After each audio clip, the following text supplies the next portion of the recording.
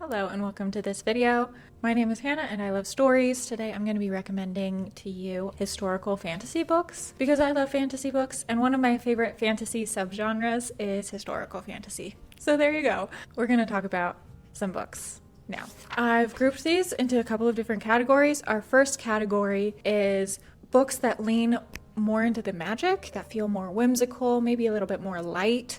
These three books that I'm about to recommend in this category have some romance in them, yes, but also are just romantic in that they just romanticize things. So romantic in every sense of the word. The first book I want to recommend is Half a Soul. This takes place in the Regency time period of England, so this is at the beginning of the 1800s. It's the same time period in which Jane Austen was writing and publishing her books. It is the same time period in which Bridgerton is set. So, our main character, Theodora, is going to London for the social season. Where magic comes into play in this book is that Dora had half of her soul stolen by a fairy when she was a young child. And so in this world we have fairies. A lot of them are not very nice, not very good. But we also have a sorcerer, a Lord Sorcerer, who happens to cross paths with Dora when they are both in London. And these two characters bond over the fact that they are both a little bit misunderstood by everybody else around them, by society at large. In the case of Dora, because half of her soul was stolen when she was a child, she expresses herself a little bit differently than other people, doesn't quite understand social norms and manners and just social rules that young women are expected to follow in this time period. And so the two of them just kind of become friends because they're kind of social outcasts. And I love it. It's cute, it's romantic. There's also a little bit of a mystery that Elias, as the Lord Sorcerer, as the main magician for all of England, he is trying to solve this mystery that revolves around children disappearing. And so he's trying to solve that mystery. Dora begins to help him solve that mystery. It's cute. So that is Half a Soul. Moving on to our next book. This is Emily Wilde's Encyclopedia of Faeries. So if you can tell by the title, this book also has a big emphasis on fairies, just like Half a Soul did. In this book, our main character is a professor at Cambridge, I believe. She's a professor and she teaches about fairies. It is her life's ambition to write an encyclopedia of fairies, and so she is traveling around collecting information about fairies and doing research. So in this book we get to know a lot of different kinds of fairies. She gets into a couple of tricky situations while she's researching these fairies, and we also have a little bit of a rivals to lovers romance here, in that there is another professor who also teaches about fairies who is following her as Emily is doing her research. She thinks that he's following her because he knows better. He thinks he can do this better. He can write a better encyclopedia than she can. She thinks that he's competing with her, but really he just really likes Emily. Emily is his best friend. He actually kind of loves Emily, and so he just wants to be around her. And I think it's cute. I think their dynamic is cute, that especially in the beginning, she just doesn't get that he likes her and wants to be around her, and so she thinks it's this competition when really it isn't so much a competition. It's fun. I like it. This does lead into a series of books. There's 3 books in total, and throughout these books, Emily and Wendell, is the other professor's name, are traveling throughout Europe studying fairies. And so it's a lot of fun to see these different settings throughout Europe in the Victorian era. Speaking of the Victorian era and romances about 2 rival professors falling in love, that leads to our next story, which is The Ornithologist's Field Guide to Love. In this world, there are magical birds. And so these professors are chasing after and trying to find this one very specific, very rare magical bird. This is a book for anybody that just wants to laugh out loud at a book. This book is silly, funny, ridiculous, sometimes a little bit over the top in just how silly it's being, but also I love it because sometimes you just need something a little bit ridiculous. And this is that book. Something I found particularly funny about this book is that it specifically pokes fun at certain like romance tropes, certain fantasy tropes. The story is aware of these tropes and makes fun of it while also utilizing those same tropes that it's making fun of. I like it. All right. For this last book in the category, this also takes place in the Victorian time period, specifically in like the 1890s and through the turn of the century. This book is The Night Circus. This is one of my all-time favorite books. It is about two magicians and they're like students who are in this competition to see whose student is more powerful. The challenge that these magic students are given is to build up this circus and exhibit their powers, exhibit their magical abilities through creating the circus. Where the magic truly shines in this book is just the descriptions of each of these elements of the circus. When a new experience or tent or exhibit of the circus is built and added on to the existing circus, the way it's described is so immersive, is so descriptive that you can just see everything around you, and I love it.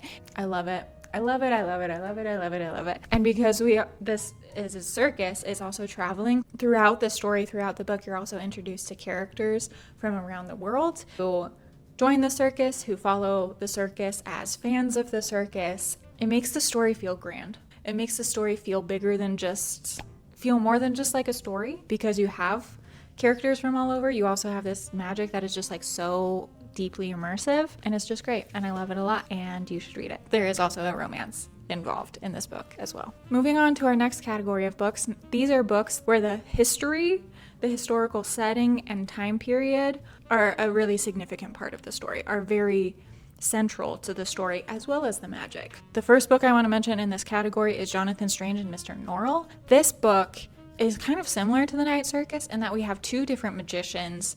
The central premise of this book is that these two magicians are trying to bring magic back to England. Magic has kind of gone extinct. People have stopped practicing magic, stopped using magic, and so it's faded.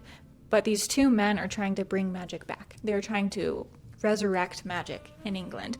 There are times where they're working together to do this. There are times where they're butting heads and they're trying to do things in their own way. And this story spans several decades as we see what they're trying to do to revive magic. One of the magicians, his story and what he's doing to bring magic back really makes this feel real. And this is where it brings in real history and real settings, because he is fighting in the Napoleonic Wars alongside the Duke of Wellington. He is there at the Battle of Waterloo when the war is won. In addition to like the whole Napoleonic Wars and Waterloo and all of that, Jane Austen is also referenced and mentioned multiple times.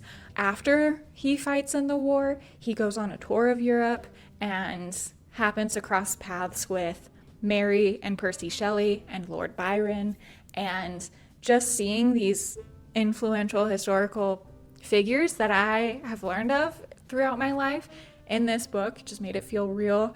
Another aspect that made it feel like this book was almost more of a history book than a fantasy book is that throughout the book itself there are footnotes referencing other books, other histories, other things that are happening, folktales, things, books about magic, and so it felt like a real book. I also love that, like, since this does span over decades, we get to see how these two magicians influence the people around them and how that influence changes over time, if that makes sense, how these relationships change over time. And that also made it feel real, made it feel like real people's stories.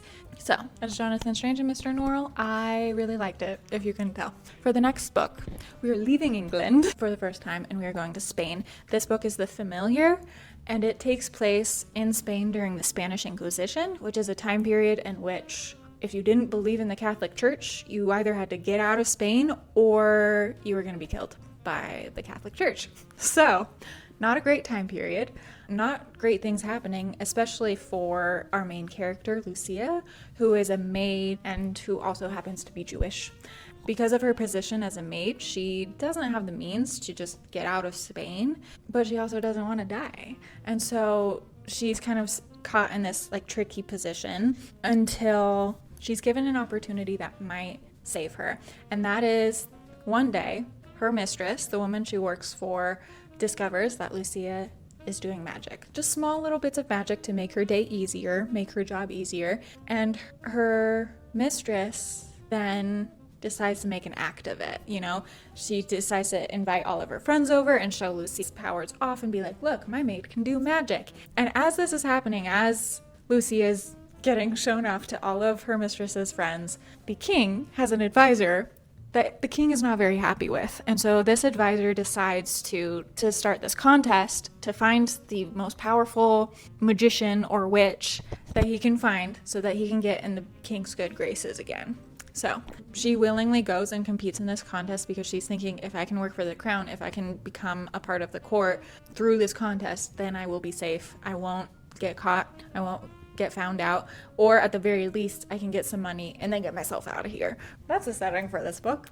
As you can tell, it is very much influenced by this historical time period and the event that is the Spanish Inquisition, and also very focused on the magic as well. This is another great combination of magic and historical events. Moving on into the last book in this category. For this one, we're not only leaving England, we are leaving Europe entirely. This is What the River Knows, and it is about a young woman from Argentina at the end of the 1800s, early 1900s, and her parents are amateur archaeologists. They are hobby archaeologists. They go to Egypt and have spent 6 months out of every year of her life in Egypt trying to find magical Egyptian artifacts. And so one year when they go to Egypt, they disappear. And this young woman decides that she's gonna go see what happened to her parents, see if she can find them.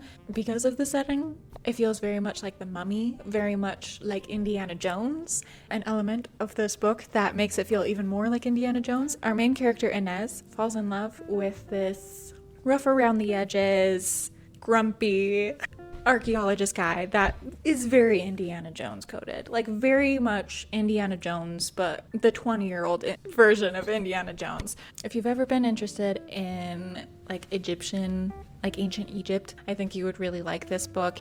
And while this book has less of a focus on magic, it does still play a role in that there are magical items that are helping Inez on her journey on this adventure. The focus is definitely more on the Egyptian setting and the inevitable adventure that you're gonna get in an Egyptian setting. These stories take place in a completely different world where magic exists, but this world and this setting is very much inspired by events and places here in our world. So the first book is Divine Rivals. This book is a romance that is kind of like You've Got Mail, in that it revolves around letters being sent from one individual to another. But the setting is very much inspired by England in World War I, in that there's this war going on.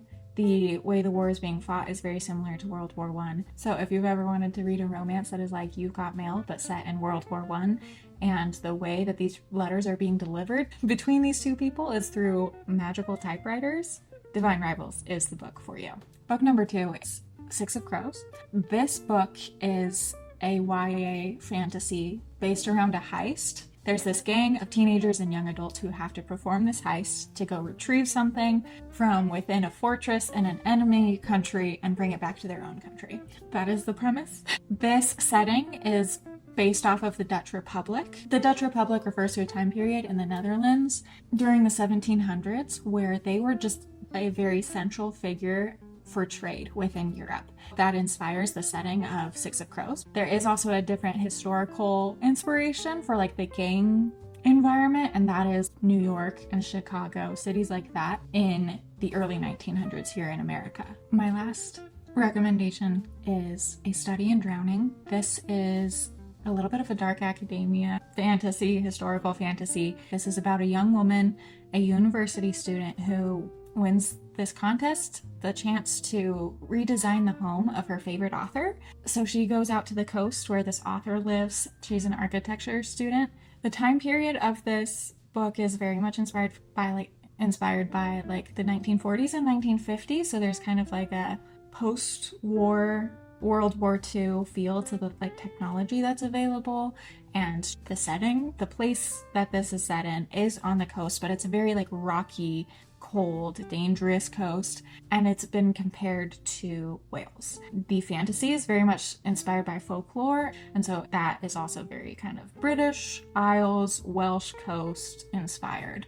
And those are my 10 historical fantasy recommendations that I have to give to you. Let me know in a comment down below if you've ever read any other historical fantasies that you think I would like to read myself. Please let me know. And with that said, thank you so much for watching. Thank you for listening to me ramble about books. I'll see you in my next video. Bye!